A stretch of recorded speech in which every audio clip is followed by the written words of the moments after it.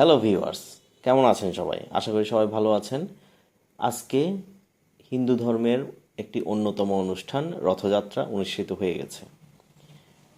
আজকে রথযাত্রার ইতিহাস ও তাৎপর্য নিয়ে আহ, এই ভিডিওতে আলোচনা করব। তো চলুন শুরু করা যাক। কথায় বলে রথ দেখা আর কলা বেচা। রথযাত্রা সনাতন ধর্মাবলম্বীদের এক ভক্তিপূর্ণ উৎসব। 12 মাসে 13 পার্বণের দেশ বাংলাদেশ। আর সনাতন ধর্মের রয়েছে নানা পূজা, উৎসব আয়োজন। এর মধ্যে প্রতি বছর মহা ধুমধামের সাথে পালিত হয় রথযাত্রা। রথযাত্রা বা রথ দ্বিতীয়া একটি আষাঢ় মাসে আয়োজিত অন্যতম প্রধান হিন্দু উৎসব।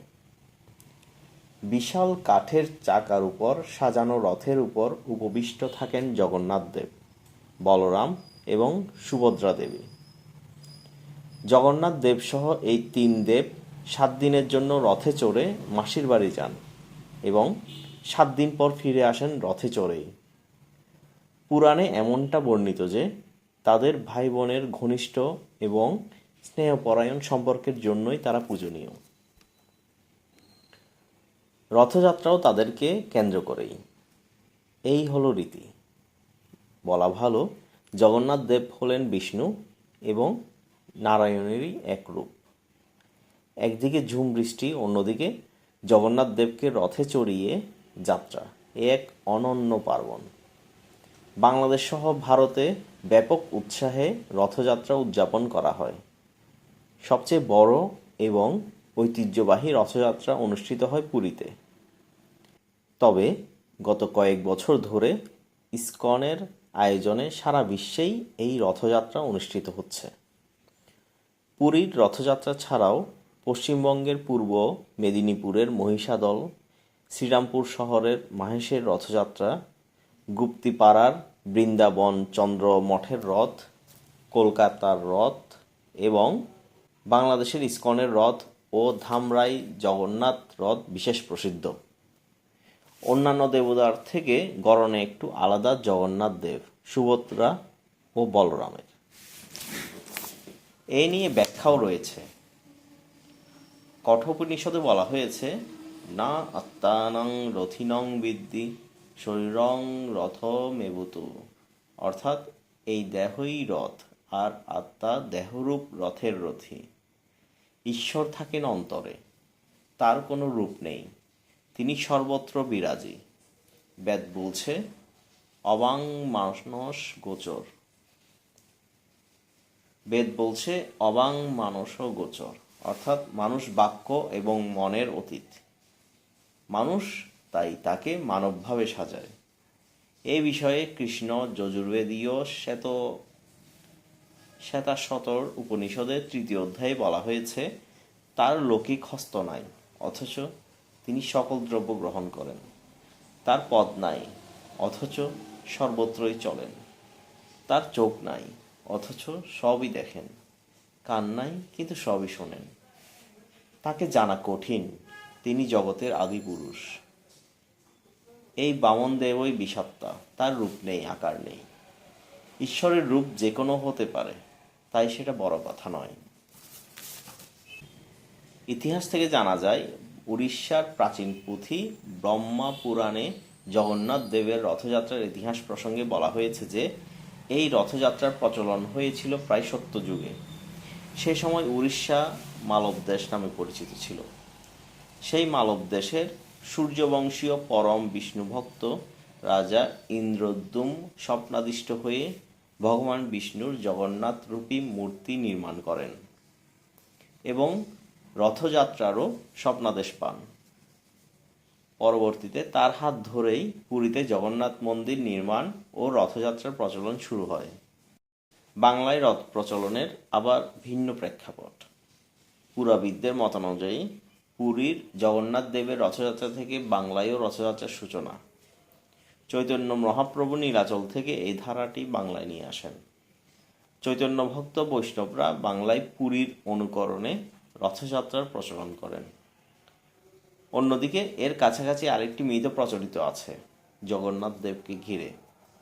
লোকমুখে শোনা যায়, শ্রীকৃষ্ণ তার ভক্ত রাজা ইন্দ্রদ্যুম্নের সম্মুখে আবির্ভূত হয়ে পুরীর সমুদ্র তটে ভেসে আসা একটি কাষ্ঠক দিয়ে তার মূর্তি নির্মাণের আদেশ দেন। মূর্তি নির্মাণের জন্য রাজা যখন একজন উপযুক্ত কাষ্ঠশিল্পীর সন্ধান করছেন, ঠিক তখন এক রহস্যময় বৃদ্ধ ব্রাহ্মণ কাষ্ঠশিল্পী তার সম্মুখে উপস্থিত হন। তিনি রাজার কাছে মূর্তি নির্মাণের জন্য কয়েকদিন সময় চেয়ে নেন এবং জানিয়ে দেন নির্মাণকালে কেউ যেন তার কাজে বাধা না দেন। দরজার আড়ালে কাষ্ঠমূর্তি নির্মাণ শুরু হয়। রাজা রানী সহ সকলেই নির্মাণ কাজের ব্যাপারে অত্যন্ত কৌতূহলী হয়ে ওঠেন। প্রতিদিন তারা বন্ধ দরজার কাছে যেতেন, ভিতর থেকে খোদাইয়ের আওয়াজ শুনতেন। কিছুদিন বাদে রাজা বাইরে দাঁড়িয়ে আছেন, এমন সময় আওয়াজ বন্ধ হয়ে যায়। অত্যুৎসাহী রানী কৌতূহল সংবরণ করতে না পেরে দরজা খুলে ভিতরে প্রবেশ করেন। তখন তারা দেখেন মূর্তি অর্ধসমাপ্ত এবং কাষ্ঠশিল্পী অন্তর্ধিত। এই রহস্যময় কাষ্ঠশিল্পী ছিলেন দেবশিল্পী বিশ্বকর্মা। মূর্তির হস্তপ্রেত নির্মিত হয়নি বলে রাজা মুষড়ে পড়লেন। কাজে বাধা দানের জন্য অনুতাপ করতে থাকলেন। তখন দেবর্ষি নারদ রাজাকে সান্ত্বনা দিয়ে বলেন, এই অর্ধসমাপ্ত মূর্তিই পরমেশ্বর এক স্বীকৃত স্বরূপ।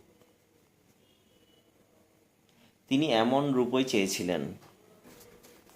এভাবেই জগন্নাথ দেবের আবির্ভাব ঘটে। রথযাত্রা দুটি সংস্কৃত শব্দ থেকে উদ্ভূত হয়েছে। রথ শব্দের আবিধানিক অর্থ অক্ষ, যুদ্ধযান বা কোনো প্রকার যানবাহন অথবা চাকাযুক্ত ঘোড়ায় টানা হালকা যাত্রীবাহী গাড়ি। এই রথে চড়েই মহাভারতের মহারথীরা যুদ্ধ করেছিলেন। এই রথে চড়েই মহাভারতের মহারথীরা যুদ্ধ করেছিলেন। স্বয়ং ভগবান শ্রীকৃষ্ণ ছিলেন মহাবীর শ্রেষ্ঠ ধনুর্ধারী অর্জুনের রথের সারথি। সে যুদ্ধে হয়েছিল সত্যের বিজয়।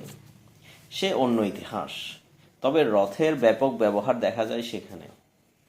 অন্যদিকে জগন্নাথ শব্দটির ব্যুৎপত্তিগত অর্থ জগৎ বা বিশ্ব ব্রহ্মাণ্ডের প্রভু। জগন্নাথ কথাটি তৎপুরুষ সমাস। জগন্নাথ অর্থাৎ যিনি এই বিশ্ব ব্রহ্মাণ্ডের আশ্রয়, চলমান জগতের আশ্রয়দাতা অর্থাৎ প্রভু। মোট কথা, জগন্নাথ অর্থ হল জগতের নাথ বা জগতের অধীশ্বর, যিনি এই পৃথিবী চালনা করছেন। রথযাত্রা প্রচলনের পিছনে রয়েছে এক ইতিহাস। আষাঢ় মাসের শুক্ল দ্বিতীয়া বলরাম ও বোন সুভদ্রার সঙ্গে মাসির বাড়ি যান জগন্নাথ। মাসির বাড়ি অর্থাৎ সেখান থেকে আবার 7 দিন পর মন্দিরে ফিরে আসেন জগন্নাথ। এটাকেই জগন্নাথ দেবের মাসির বাড়ি যাওয়া বলে। পরপর 3টি সুসজ্জিত রথে চেপে মাসির বাড়ির উদ্দেশ্যে যান জগন্নাথ। এই যাওয়াকে সোজা রথ আর ফিরে আসাকে